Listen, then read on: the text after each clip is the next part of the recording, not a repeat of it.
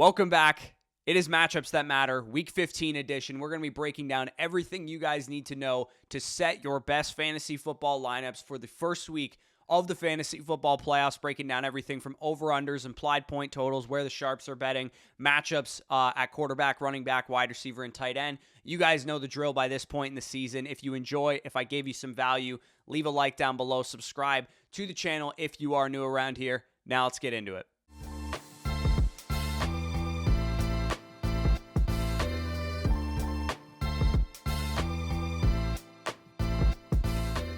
All right, so I am doing something a little bit different for Matchups That Matter this week. Instead of doing my top 5 over-unders, my bottom 5 over-unders, you guys are going to be getting all the data. No top 5s, no top 10s. It is fantasy football playoff time. I want to give you guys everything that you could possibly need to make informed start-sit decisions. So get out a pen and paper, jot down your starts and sits decisions, and make informed decisions this week because, at the end of the day, fantasy football is all luck. Nobody saw Trey Tucker going for 2 touchdowns last night.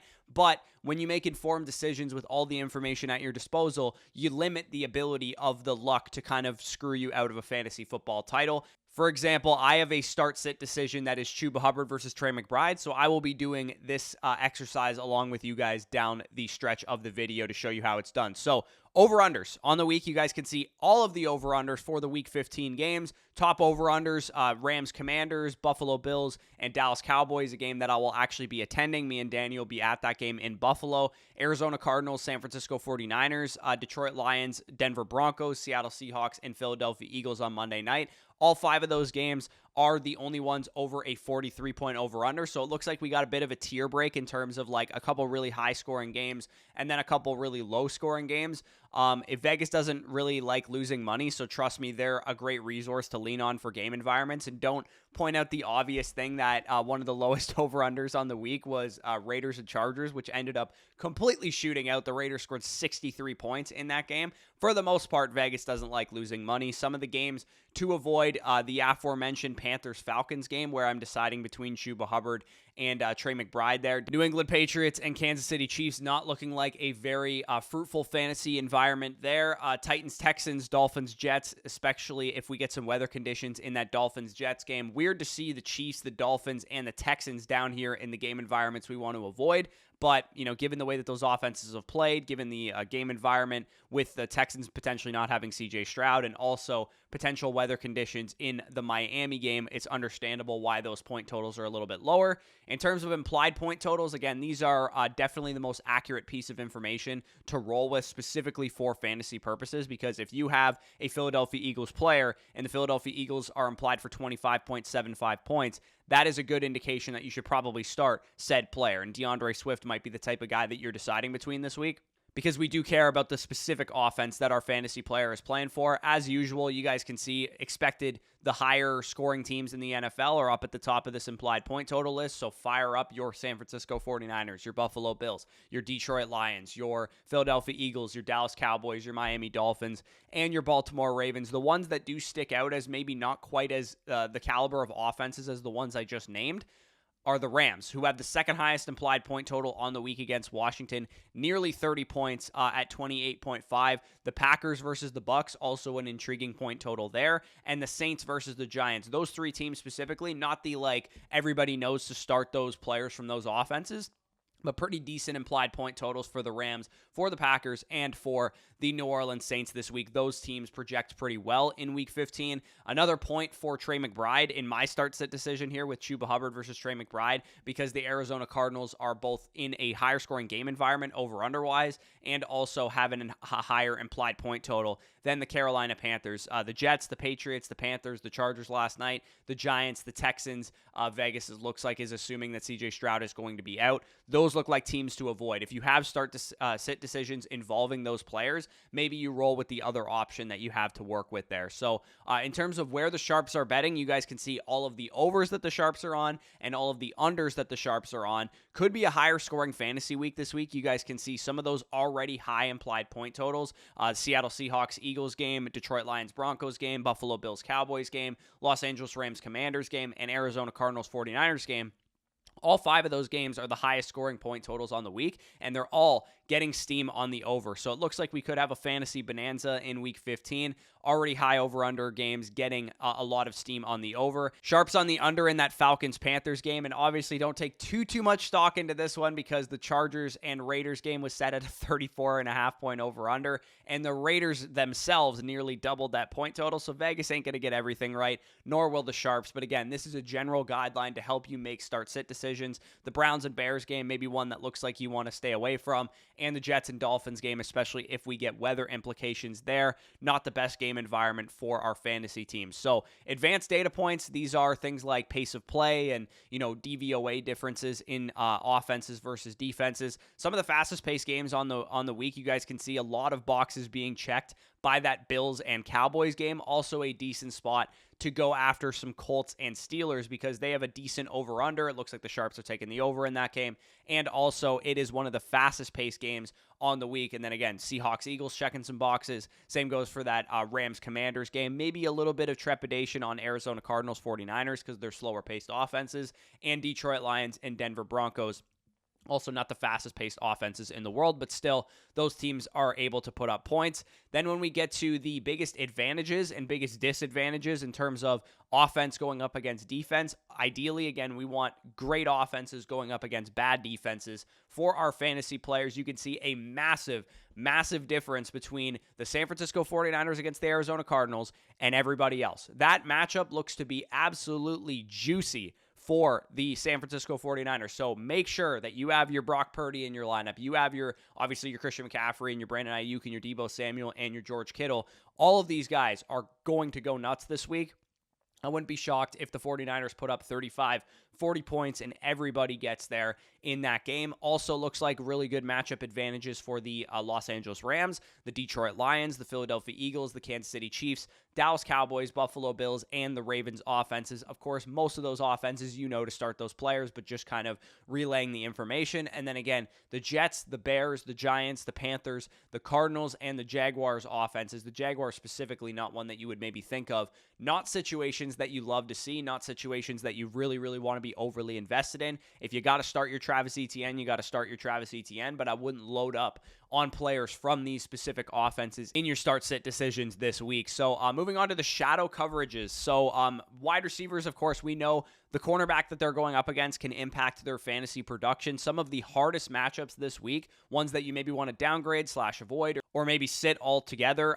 We have Amon-Ra St. Brown and Jamison Williams going up against the Broncos secondary. They've been pretty good, especially as of late. So Amon-Ra may be a little bit of a downgrade, but he's still in your lineup. Michael Pittman Jr. expected to see shadow coverage from Joey Porter Jr., so maybe downgrade expectations for Michael Pittman just a little bit, but he is still probably a top 12 wide receiver this week. Wan'Dale Robinson and Jalen Hyatt. I don't think anybody's starting these guys in the playoffs, but if you were desperate and you had to start Wan'Dale, not a good matchup for him. Maybe look elsewhere. Calvin Ridley versus Marlon Humphrey, not a good matchup for him either. If you can afford to sit Calvin Ridley, I would definitely do it, but it is a must-win game for the Jaguars. They're trying to keep their, division race ahead and maybe even push for a bye, so it's possible that Calvin Ridley still gets there, but he is a risky play this week. Tyreek Hill and Jalen Waddle, they're probably going to be fine, but the Jets secondary is very solid, so keep that in mind. Maybe downgrade expectations for those guys. When it comes to some of the yellow matchups, so these are kind of neutral.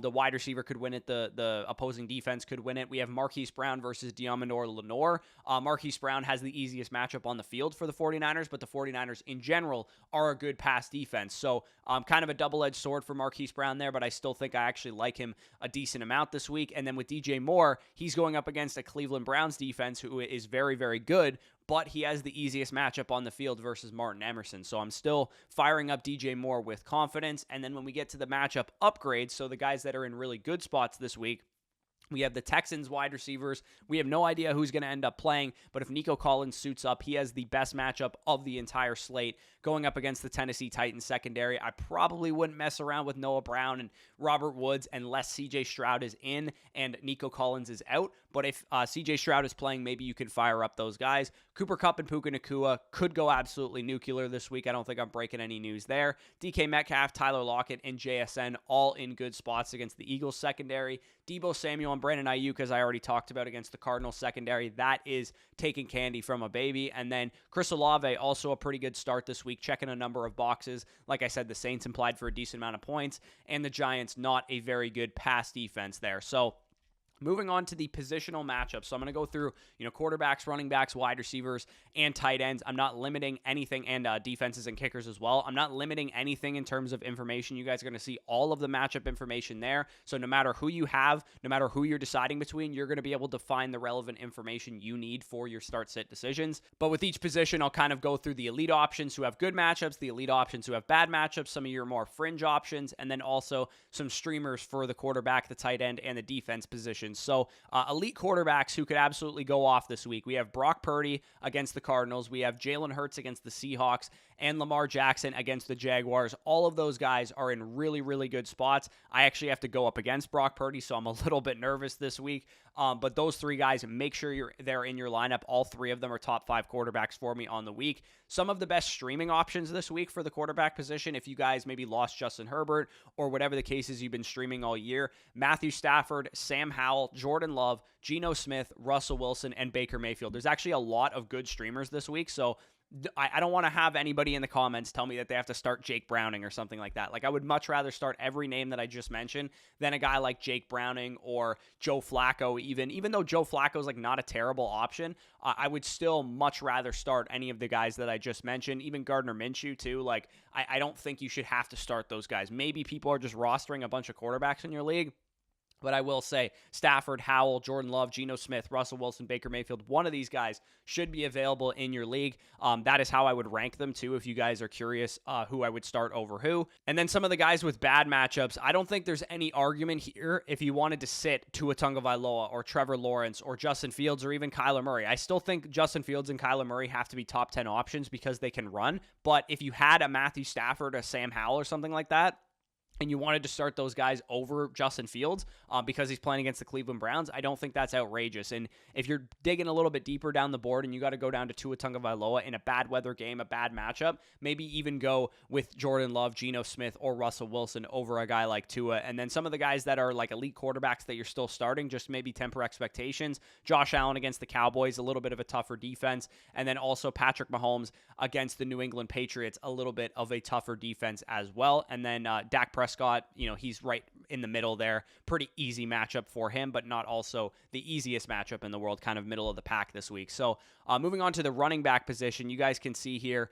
we have the top running back matchups and the bottom running back matchups listed. Excellent matchup for the absolute king of running backs, Christian McCaffrey, is the easiest matchup on the week. RIP to those of you guys that have to face Christian McCaffrey. Good luck to those of you guys that have Christian McCaffrey, because he might go for 35, 40 points and absolutely erupt this entire slate of games and really shake up the best ball scene as well. Looks to be good spots for elite running backs also, like Kyren Williams. He is in a great spot this week. Jahmyr Gibbs in a great spot this week. Derrick Henry in a great spot this week. Raheem Mostert, Bijan Robinson, Alvin Kamara, and Rachaad White. All of the running backs that I just mentioned, all inside my top 10 running backs this week. If you have any of them, feel pretty good about their matchups. Matchup upgrades also, if you guys are more so deciding between fringe options, like Jerome Ford's in a great spot this week. David Montgomery's in a great spot this week. Zamir White, hopefully you started him last night, in a great spot, and he ended up scoring a touchdown, having like 70 yards. Jaylen Warren also in a really good spot this week. DeAndre Swift, who I already mentioned, would actually be my number one of this group that I'm talking about. And then Chuba Hubbard and Devin Singletary also in a good spot. So that's a point for Chuba Hubbard in my start-sit decision. Temper expectations for guys like Ezekiel Elliott, Kenneth Walker, James Cook, Aaron Jones, if he's even playing, Saquon Barkley, who he's still starting, but he definitely has a tougher matchup. Joe Mixon, James Conner, Ty Chandler, and Travis Etienne. Most of these guys you're probably going to have to start, but I will say all of them are in less than ideal matchups. And then I would outright sit guys like Deontay Foreman, Zach Charbonnet, Chase Brown, Brian Robinson, even if he's back, Antonio Gibson, maybe even if he's out, and then Ty Chandler, who I already talked about as well. Maybe sit those guys because they don't have really good matchups. Moving on to the wide receiver position, you guys can see some of the best matchups and the worst matchups on the screen. It's an absolute smash spot for some of these every week starters. If you have A.J. Brown, if you have CeeDee Lamb, if you have Mike Evans, if you have Justin Jefferson, if you have Jamar Chase, Cooper Kupp, and Puka Nacua, feel very good about your chances to move on to the next round of the playoffs, because all of those guys have really good matchups, particularly those two Rams wide receivers going up against the Commanders. Great spots also for more of the wide receiver 2 types. So if you have these guys, definitely try and find a way to get them in your lineup if it makes sense. Obviously, don't, sit a stud for any of these guys, but DK Metcalf, Devontae Adams, and Jacoby Myers, who we obviously saw last night, both got there. Cortland Sutton also in a good spot. Garrett Wilson in a good spot. DeAndre Hopkins in a good spot. And Devontae Smith in a good spot. Make sure to try and get these guys into your lineup where possible. And then if you have like flex decisions or guys that are more so on the fringe here, Jaden Reed and Romeo Doubs in a great spot. Chris Godwin in a great spot. Jordan Addison in a great spot. T. Higgins, Tyler Lockett, and JSN, who I already talked about. Brandon Cooks, Terry McLaurin, and Jahan Dotson. If you need some like fringe flex options, my favorite of this group is T. Higgins, Jaden Reed, Tyler Lockett, as well as Brandon Cooks. So if you had to decide between some of those guys, those would be my favorites there. And then downgrade some expectations for some of these superstars, but they're still in your lineup.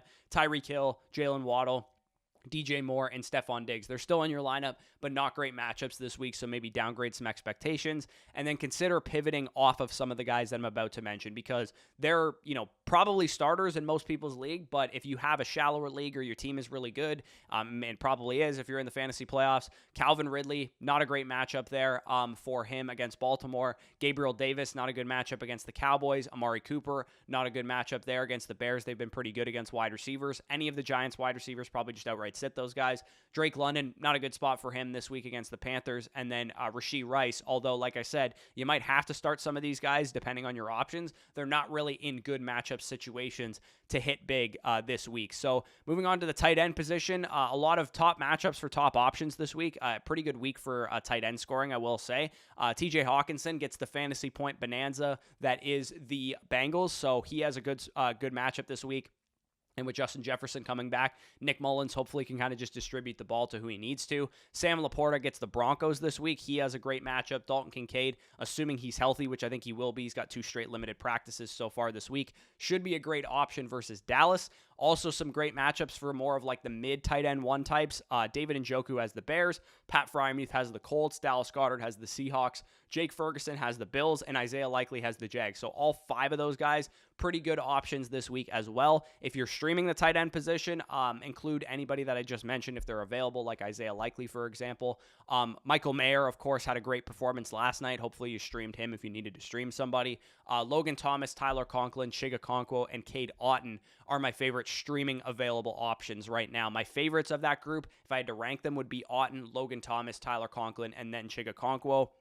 Also, maybe downgrade some expectations for some of these every week starters like Trey McBride, Cole Kmet, and Dalton Schultz, especially if we don't have CJ Stroud. I would probably not play Dalton Schultz. And then also Evan Ingram, not a great matchup for him. And Kyle Pitts, I'm not sure anybody's starting him as an every week starter, but based on name value, you might still be doing that. He has a tough matchup this week as well. Kelsey and Kittle, not the easiest matchups in the world, but they're matchup proof. I don't really care who they play. They're still in my lineup. And then don't mess around with guys like Taysom Hill this week because he is coming off of an injury and it's a horrible matchup. Hunter Henry, Tucker Kraft, Tanner Hudson, all those guys, leave them on your bench. And anybody else really that I didn't mention so far, I would leave on your bench. So moving on finally to the sickos of you that still play with defenses and with kickers. You guys can see my defensive matchups on my left, kicker matchups on my right.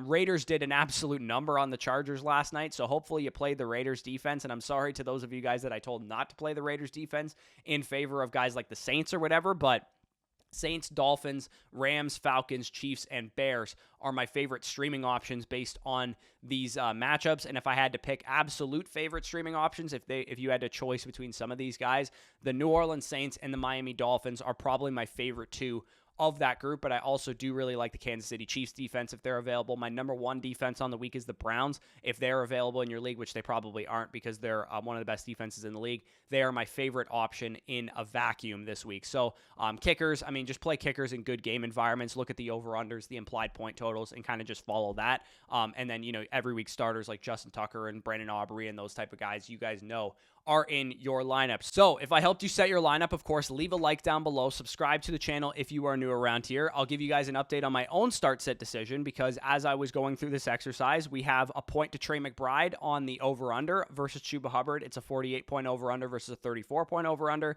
17.75 implied points to Trey McBride. Again, point to him. 69% of the money is on the over versus that Falcons-Panthers game. 99% of the money is on the under. So again, another point to Trey McBride. Then we have the DVOA matchup is slightly favoring Trey McBride, although it's not a good matchup for either team. Pace of play actually favors Chuba Hubbard, so that's a point to him. And then matchup favors Chuba Hubbard, so that's a point to him. When you look at these two guys in a vacuum, Chuba Hubbard's like a 20-plus touch running back. Trey McBride's like a 7, 8, 9 target per game tight end. Given the fact that it's a PPR league, I think I'm going to lean with Trey McBride because he checks a lot of the other boxes, and I really like the game script potential in that game, and it's possible that the Falcons get out to a big lead and they kind of boat race the Panthers, so I'm going to be going with Trey McBride. Make sure that you guys use this kind of same process to make your start-sit decisions for this week of fantasy football. This is when it really counts. It is the fantasy football playoffs. Good luck to all of you guys. Hopefully you advance, and I'll see you next week in the next round. But with that being said, peace out, and I'll talk to you soon.